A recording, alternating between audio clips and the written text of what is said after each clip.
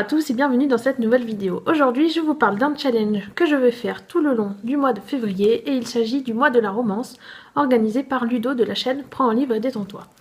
Donc comme le nom l'indique, c'est un mois où on va devoir lire uniquement de la romance.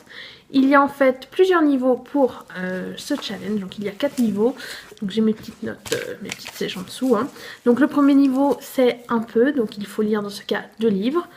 Il y a ensuite beaucoup, donc là il faut lire 5 livres, passionnément 8 livres et enfin à la folie 10 livres.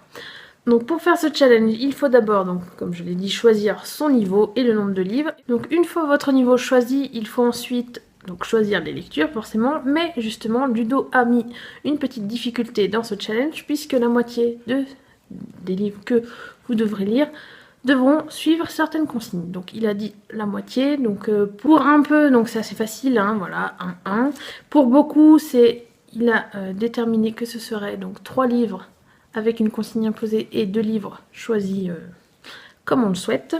Pour passionnément et à la folie, bon c'est assez facile, pareil, hein, il suffit de diviser en 2 tout bêtement. Donc ces consignes, il y en a 10, donc je vous remettrai de toute façon sa vidéo en barre d'infos et son article de blog si j'arrive à le retrouver. Vous aurez toutes les infos comme ça si vous voulez aller voir, il l'explique bien mieux que moi. Mais voilà, je vais quand même vous redire les 10 consignes. Donc il y a d'abord les 2 personnages travaillent, il y a du rose sur la couverture, le livre fait plus de 400 pages, le livre est sorti dans les 5 mois, c'est un auteur que l'on a déjà lu, l'histoire se passe dans le milieu du sport, l'histoire se passe au lycée ou à l'université, les héros sont opposés, l'homme est millionnaire, ou alors c'est un tome d'une saga. Et moi j'ai décidé de faire le niveau beaucoup, c'est-à-dire donc de lire 5 livres, hein, comme je l'ai dit précédemment.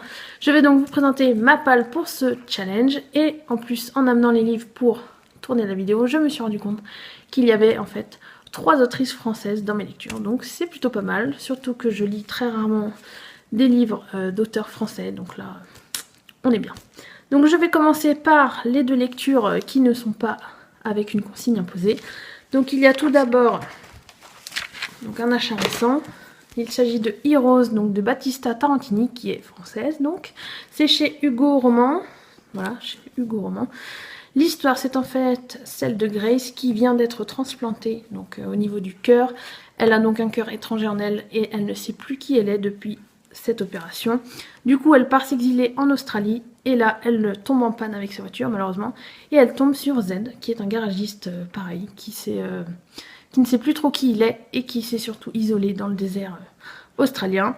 Il va l'aider et bien sûr, on sait très bien ce qui va suivre. Hein, voilà, une petite romance tout à fait classique à mon avis. Mais voilà, moi ce qui m'a beaucoup attiré déjà, c'est... Bon, j'aime beaucoup la couverture, ça change des torses habituels. Les couleurs ne sont pas trop criardes d'ailleurs, voilà. Et puis voilà, je sais pas, l'histoire m'a pas mal attirée, le fait que ça se passe en Australie aussi, voilà, j'ai très hâte de voir ce que ça donne. Et l'autre lecture qui ne suit pas une consigne, il s'agit de Restart with Song de donc Elle Seveno, j'espère que je prononce bien le prénom, désolée si c'est pas le cas. Donc pareil, elle est française, je vous mettrai son Instagram en barre d'infos d'ailleurs, si ça vous intéresse. Donc ça, c'est un achat pareil. Le livre est sorti le 1er février, c'est un achat récent, c'est aux éditions donc Hugo au format poche. L'histoire, c'est celle de Camille qui a vécu des choses assez horribles, on va dire, dans son passé. Voilà, d'ailleurs je l'ai commencé. J'en suis au tiers à peu près, au premier tiers. Et on ne sait toujours pas ce qui lui est arrivé. Tout ce qu'on sait, c'est que c'est terriblement douloureux, à tel point qu'elle s'est complètement exilée. Elle est partie vivre aux États-Unis en abandonnant sa famille en France. Voilà, on ne sait pas pourquoi. Et un jour, elle décide de revenir. Et elle va surtout participer à une audition pour être la chanteuse d'un groupe qui s'appelle Nameless Options. Et dans ce groupe, il y a Léo, qui est le guitariste. Et qui lui va... Donc leur rencontre va être assez explosive durant l'audition. Et il va petit à petit la pousser un peu dans ses retranchements. Puisque bien sûr, voilà, comme c'est dit dans le résumé, ce n'est pas un spoil, hein, elle va être prise pour être chanteuse et la cohabitation va être assez compliquée. Bon, d'ailleurs, j'en profite pour vous le dire, hein, mais voilà, donc j'en suis là, comme je l'ai dit, et j'adore. C'est voilà, c'est hyper fluide, c'est hyper bien écrit. Je suis vraiment super étonnée, je pensais vraiment pas accrocher autant, surtout que c'est un bon pavé, voilà, il fait 640 pages je crois. Donc voilà, je vous en dirai des nouvelles dès que je l'aurai terminé. On passe maintenant aux 3 livres qu'il me reste, donc avec une consigne. Donc le premier, il s'agit de Something About You de Miley Black. Donc c'est cette fois chez Harlequin. Donc là, ça serait pour la consigne du rose sur la couverture. Hein. Je pense que c'est assez évident. Je trouve plus mes mots. Donc l'histoire, c'est celle de Jo, donc, qui est un peu, on va dire, garçon manqué. Hein. Elle est mécanicienne. Elle a les cheveux bleus, je crois que c'est ça, voilà. Elle a les cheveux bleus, des tatouages, elle est assez franche, etc. Et un jour, elle va être embauchée comme chauffeur particulier pour Madame Nichols, qui est une grande femme d'affaires.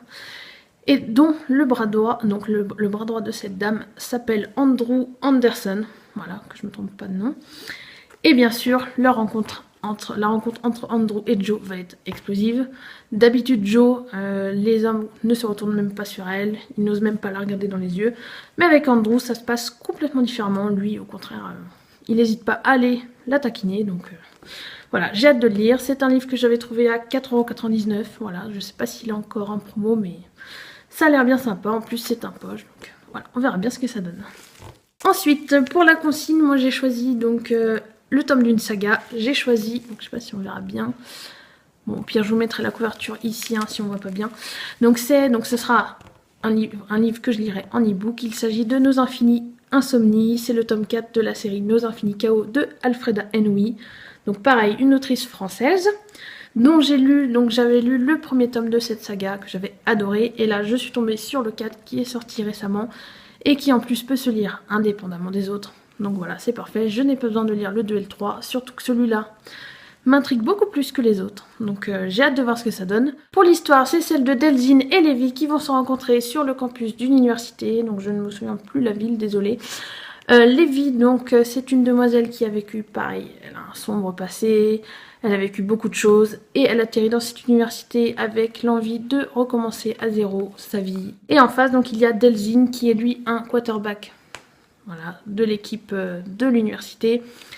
Lui aussi a ses propres tourments, on va dire. Et tous les deux, en fait, sont insomniaques. Et je pense que c'est ce qui va les rapprocher, puisque je crois que c'est dit dans le résumé qu'ils vont finir par se parler par SMS, je crois, durant leur insomnie. Et c'est ce qui va donc les rapprocher. Donc j'ai très hâte de lire ce tome-là.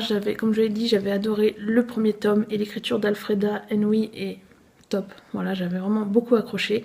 Donc là, j'ai hâte de me replonger là-dedans. Surtout que, bon voilà, ça va parfaitement avec la consigne choisie. Et enfin, pour terminer, j'ai choisi en consigne un auteur déjà lu. Donc si vous avez suivi, si vous avez vu mon top 10, vous reconnaîtrez l'auteur. Il s'agit d'un Nicholas Sparks. Donc là, cette fois, c'est Le Porte-Bonheur aux éditions Michel Lafon en grand format. Pareil, c'est une édition que je voulais absolument comme ceci, parce que je crois que la couverture poche ne me plaisait pas, je sais plus comment elle est, mais voilà, je voulais absolument les collectionner en grand format chez Michel Lafon, puisque j'ai déjà donc un havre de paix dans celle-ci et la dernière chanson. Donc là, Le Porte-Bonheur, c'est l'histoire de Logan, qui est en fait un soldat en Irak. Il tombe sur le champ de bataille sur une photo d'une demoiselle très belle. Il va une fois sa mission terminée, essayer de retrouver à qui est cette photo, à qui elle appartient, voilà. Mais il ne va pas réussir à trouver le propriétaire de cette photo. Du coup, au début, il hésite à s'en débarrasser, mais finalement, il la garde sur lui tout le temps où il est sur le champ de bataille. Et il se trouve qu'en fait, depuis qu'il a cette photo, la chance lui sourit, que ce soit donc lors des missions ou au poker lorsqu'il joue avec les autres soldats. Voilà, il a tout le temps de la chance. Et une fois sa mission terminée en Irak, il va revenir donc dans le Colorado où il habitait et il va tout faire pour retrouver cette jeune femme et surtout pour la remercier de la chance qu'elle lui a apportée. Voilà, il y croit, il en est sûr, c'est grâce à elle qu'il a survécu, qu'il a évité certains événements tragiques durant sa mission en Irak. Voilà, donc on verra bien ce que ça va donner. Bon, je dis ça, mais j'ai déjà vu le film que j'ai adoré. Voilà, je vous le conseille encore une fois à 100%, puisque les films de Nicholas Sparks, enfin adaptés des livres de Nicholas Sparks, sont sublimes, tous ceux que j'ai vus. Bon, je crois qu'il me manque peut-être, je crois c'est Cher John et N'oublie jamais. Mais voilà, tous les autres, je vous les conseille absolument. Et lire les livres avant, à mon avis, hein, parce que celui-là, ça va être pareil que Un Havre de paix, je pense, ça va être aussi bien. J'ai hâte de le découvrir en tout cas et de voir, de me replonger dans cette magnifique histoire. Voilà, c'en est donc tout pour cette vidéo, pour le challenge Le Mois de la Romance. N'hésitez pas à me dire si vous aussi vous participez et quel niveau vous avez choisi. Bon, n'hésitez pas aussi à me dire si vous avez fait une vidéo sur votre page, j'irai la voir avec grand plaisir.